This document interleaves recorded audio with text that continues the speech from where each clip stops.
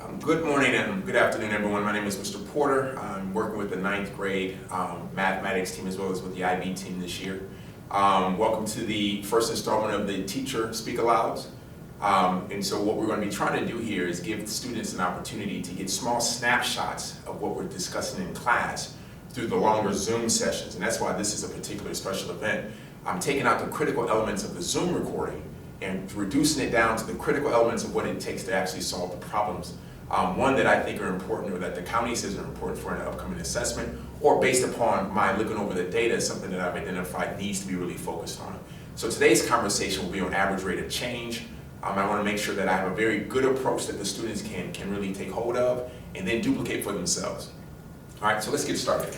What I have here is an example problem, and I'm presented in a table form. So I have my table form here, and I have 4 outlets. Oh, by the way, let me speak to the COVID-19 requirements. My recording team, my production team is more than 6 feet away, so we've qualified for the social distancing mandate, which allows me not to have my mask on right now. So I want to make sure that we at least address that reality. That is something that's important for us all to be in sensitivity to. So as I continue, I have my table here, and I have 4 values. What I'm going to do is I'm going to focus on finding the average rate of change. The average rate of change over the interval, and I'll just use set notation. Interval from 0 to, I'll choose 3. So from 0 to 3. And that basically means I'm going to be focusing on these 2 coordinates. This is where my 0 is, and here's my 3. And these numbers are the inputs. These are the input values. And that's important. This is my starting endpoint, and this is my ending endpoint. And so what I have here is my chart. And in my chart, I like to call this my WHY chart. It identifies what to do. It identifies why to do it. It also specifies how to get that job done. And so when students can be able to articulate themselves in their mathematics in this format, it helps with their organizational thinking, but also allows them to actually speak to themselves as they're solving the problem. So if a student can go through this kind of a chart, I'm going to demonstrate that here in about 30 seconds, then I'm more convinced that the student knows what he or she is doing, and then the student is convinced that he or she knows what he or she is doing. All right, so this first column here is the when column. Basically, what step is this? Is this step 1? Is this step 2? Is this step 3? The second column is the what column, which basically says, what do I need to do? All right, and then this third column is the why column. Why am I doing that particular step? Why is that important? This fourth column is the how column. How do I get this done? I know what to do, but how do I get that done? That goes here. And then I have my visual image. Sometimes students, sometimes we teachers, we prefer to see things before we actually do them. So if a student likes to sketch or draw or doodle, those kind of things, or likes a concept map or a graphic organizer, that goes well here. Not necessary, but some of us enjoy that particular approach. And then we have the result, what actually happens once I finish and done what needs to be done. So I'm going to demonstrate that here. Now, it's important that you notice how many rows I have here. I have row 1, row 2, row 3, row 4, 5, 6, 7, and then I have this last one. Here's what we understand from how the brain thinks and how many people just function in general. We like to focus between 5 to 7 activities at a time. Anything more than that is like juggling 100 things in the air. It makes it very difficult for living. So we want to make sure that our students, as well as we teachers, don't have more than 7 steps in any math problem. All right? And so what that means is we really need to understand what we're doing to reduce those instructions down to no more than 7. And that's important. So I think I've been able to get the average rate of change procedure down to 4 steps. So let's see if I can get that done. All right, so the first step, so what's first I'm going to do is, when do we do this? Here's the first step. Step number 1. What do I need to do? I need to subtract the outputs. Subtract the outputs. Now, the other reason why this chart is so valuable is the students quickly realize that if it's the same action, the steps don't change. It doesn't matter what the coordinates are. It doesn't matter what information is given to them. If it's the same requirement, average rate of change. If it's the same concept, average rate of change in this case, then these steps won't change. Which means once they get the steps down, they have it. All they need to do then is just put the correct information where it needs to go. All right, so my step one is subtract the outputs. All right, so now why am I going to do that? So that I can determine the numerator of my fraction. To determine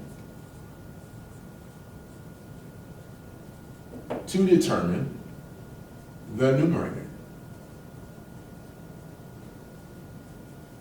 Because what my really sophisticated students realize, and they ask me all the time, Mr. Porter, why do they make math so hard? I said, what are you talking about?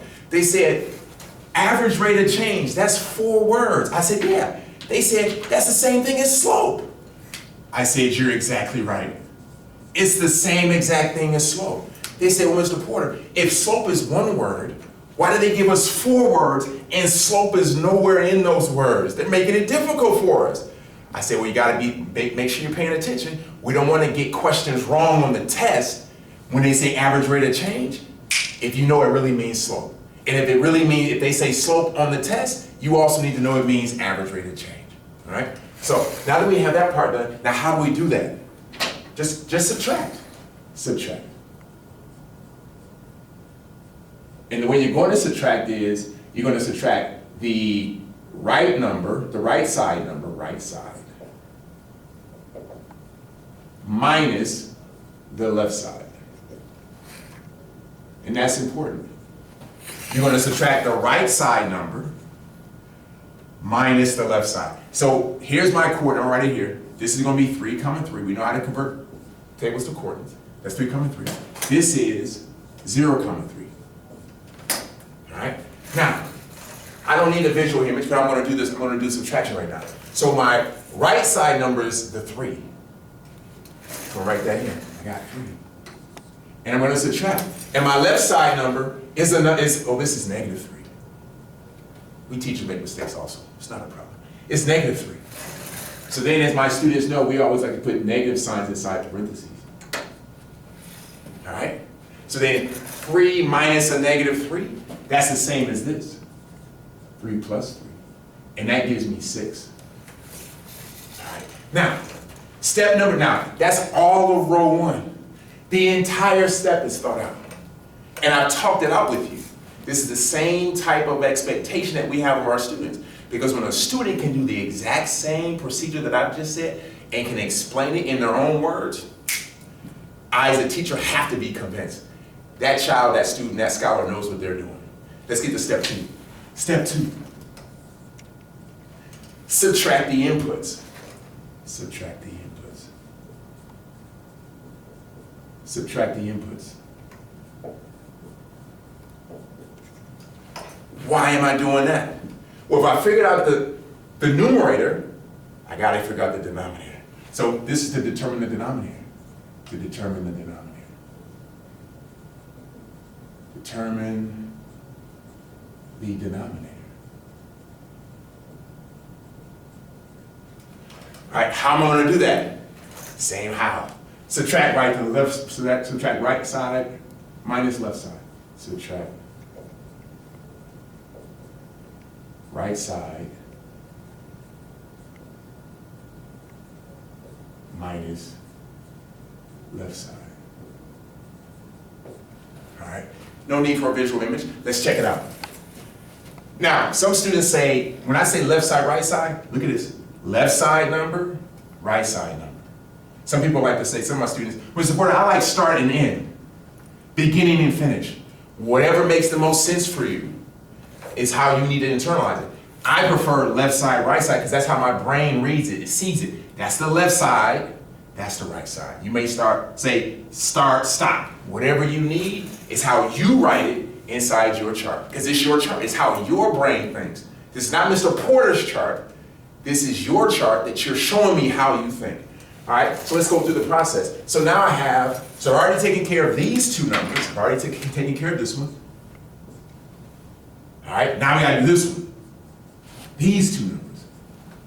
So now I gotta do 3 minus 0. So let's do it. Let's take care of 3 minus 0. So I have here 3 minus 0. And what I get here is 3. All right, step 3. Step 3. Divide the answers. Just do the division. Because it's slope. We know it's going to be a fraction. Let's do the division. Divide the answers. Divide the answers. Why am I doing that? To actually produce the slope. To produce the slope. To produce the slope. I'll say fraction. Because you need to understand that slope is a fraction. And since slope means the same thing as average rate of change, it's going to be a fraction. And I have my numerator already here. I have my denominator here. So let's go ahead and put the two together. All right, now, here's the question. Let's make sure we put the numerator at the top and the denominator on the bottom. Let's not mix it up, because you'll get the answer wrong. All right, so let's do it the right way. All right, how? We're going to place numerator at the top, place numerator on top, and denominator on bottom. That's what we gotta do. All right? No need, I'm not gonna do a visual image, but let's get to the result. So I have here, here's my numerator, it says 6. Goes on top. Here's my fraction bar. Then my denominator goes on bottom. All right? Now, there's a rule in mathematics that says the following, family. If you have a fraction and you don't simplify it, we teachers have got to mark it wrong. I know it's not fair. I know it's not fair. But if you don't do that last step, automatically, without thinking about it, don't ask permission, just get it done. If you don't simplify the fraction, we teachers, the computers, will mark it wrong. So let's go ahead and finish this. Can we simplify this fraction? Of course we can. Let's see what number goes into both the top and the bottom. And I'll change the color so you see. Maybe it comes up real quick. I think 3 goes into both 6 and 3. So I'm going to divide it like that. All right? I know some of you all like to just go right to the answer, but let's go through the steps. Because some of us, we want to go through the steps and make sure, because when it's time to explain it, you have to explain it. All right, so 6 divided by, and I got 3 here. So then I have here, 6 divided by 3, we know this is 2. And then 3 divided by 3, we know this is 1. All right, and then this final answer is 2. But I'll be honest with you. I personally prefer leaving all my slopes and average rate of change problems as a fraction. And the reason for that is, just in case the problem tells you what the label is. Like back over here. What the label is. If they give you a label for this, if they give you an actual label, if they say this is money, and they say X is time, is weeks.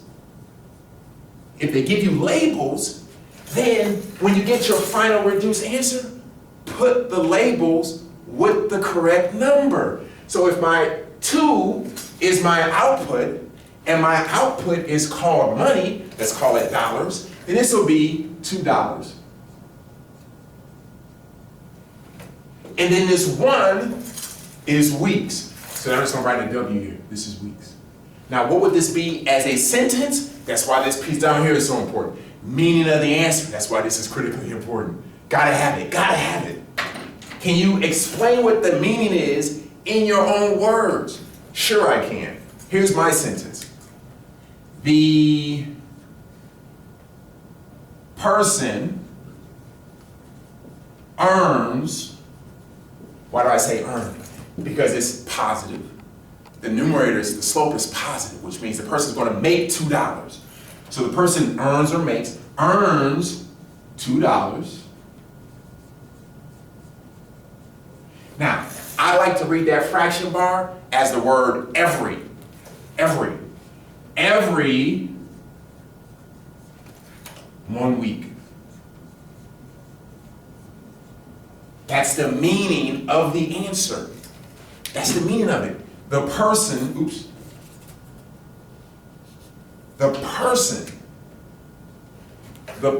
earns $2 every 1 week, or every week, however you want to say it. But I like to put the number 1 in, because sometimes when you just write the fraction in simplified form and just have it as a whole number 2, you forget. We forget because we don't see it. We forget that in the denominator, there's an invisible 1.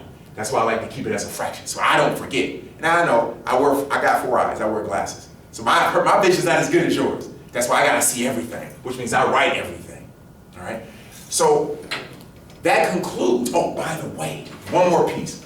To make sure that you know that I'm done. So in the future when we have future teacher think alouds, so that you know that I'm finished, I'm gonna write the word done. So that you know, oh, he's finished. I'm gonna write the word done down at the bottom. So that we all know the work is done. And I just didn't forget to come back to it because I got hungry, or I had to make a phone call, or I had a brain fart and I forgot what to do next. I went to go get to a book and ask some questions. When it says done, it's finished. If it doesn't say done, that means it's still work in progress and that we need to come back to it, right? So this is done. Now let's check how many steps it took. Let's see how many steps it took. 1, 2, 3, done. 3 steps to find the average rate of change, also known as slope. It's just 3 steps. And it's always the same 3 steps. It doesn't matter if the numbers in the chart are decimals or fractions. It doesn't matter. It doesn't matter if it's an equation. It doesn't matter. So you got to subtract. So these are the 3 steps. All right. Now, here's what we're going to do now. We're going to kind of move over to another part of the screen so that you and your student can see what the next steps are. Here are the next steps. The only way that you can tell me or show to me that you actually watched the video, the teacher think aloud for this week, and you understood it, and you're willing to take a chance, because it's okay to make a mistake. It's okay to guess and get things wrong, because that's when we learn the most. When we guess, make mistakes, and get things wrong, then we can get somebody to help us out and get everything fixed up. So now here's your chance to guess, to make a mistake, to get things wrong. Here's your chance to do that. And I'll even give you credit as a grade in the book. So here's what we'll do. You're going to have to show me that you've gone through this process and are willing to go through the process of making mistakes. You'll send me your file and I'll look over and say, oh, there's a mistake here at 3 minutes in. And you're going to go back and fix it. And then you're going to re-record it. That's what we're going to do. We're going to have you record yourself solving an average rate of change problem, also known as slope. You're going to do one now. Now I'm giving you 2 opportunities. I'm giving you either a formula to work with, you choose, or I'm giving you a table, you choose. Whichever one you want to work with. All right? But then I've given you the interval that I want. And so that problem is over here. So I've given you the formula. I've also given you a table. So you have 2 representations of a situation. Your job, to show me that you actually kind of followed this, your job, family, student, your job is to find the average rate of change in the interval or over the interval 1, 5, which is no different than my 0, 3, all right? So start value, stop value, left value, left side value, right side value. I've given it to you. It's always there for free. They got to give it to you for free. Your job is to go through the process. Step 1, subtract the outputs. Step 2, subtract the inputs. Step 3, divide the answers. Don't forget about the invisible step. Simplify your answer, and then tell me the meaning of the answer, all right? However you want to label them, it's up to you. And what I'll do is this, because this is not going to be easy work. You're going to be afraid, you're going to be scared, you never videotaped yourself before, you never audio or tape recorded yourself before. Here's what I'll do. You send me the file, either you record it or you video record it. Because some laptops, some computers, some tablets, some phones, it just depends on what device you have. You know, whatever works best for you, so that I can see it and hear it. You give me a correct one for this problem, I'll replace any score that you have for a CFA in the grade book. Right now, today, I think today is May 11th. I'll replace any score less than a 90. I'm going to be fair, because sometimes students are really good. Like they may get an 85, but they want to take advantage of this because they understand how to work it. They want to get that A. I'll replace any score less than a 90, which means if you got any score less than less than a 90. I'll replace it with the score on this, all right? But you would have had to have done the assignment. Now you can't take advantage of me now and have a not turned in assignment and then you go replace it with this. Nah, you have to actually turn in the original assignment, and then if it's a score that is less than 90, do this. Send it to me as an audio file in eClass. And I'll make the assignment for you. I'm gonna call it Student Think Aloud. I'm gonna create it in eClass. I've already confirmed with the production team. They said it's all legitimate, everything is fine, it works smooth as silk. I'm gonna call it Student Think Aloud. Average rate of change. And you go ahead and record your audio file or you record your video file and you upload it. Now, if you do the video, go ahead and write your workout, do the chart just like I did it, and walk me through it as you're looking at it, and you're doing the video recording. Mr. Porter, this is what I did first, and this is why I did it, and you walk me through your chart. And you show me your chart. If you're just doing an audio file, make sure you are very articulate and very descriptive in what you're doing, because you have nothing that you can show me, which means I have to listen, which means you got to speak the right mathematical words. All right? Okay, my name is Mr. Porter. Looking forward to making sure that we get through from this month of March through end of course in April till finals in May. My job is to make you, the family, and the scholars rise to the top in mathematics. All the best. Stay safe.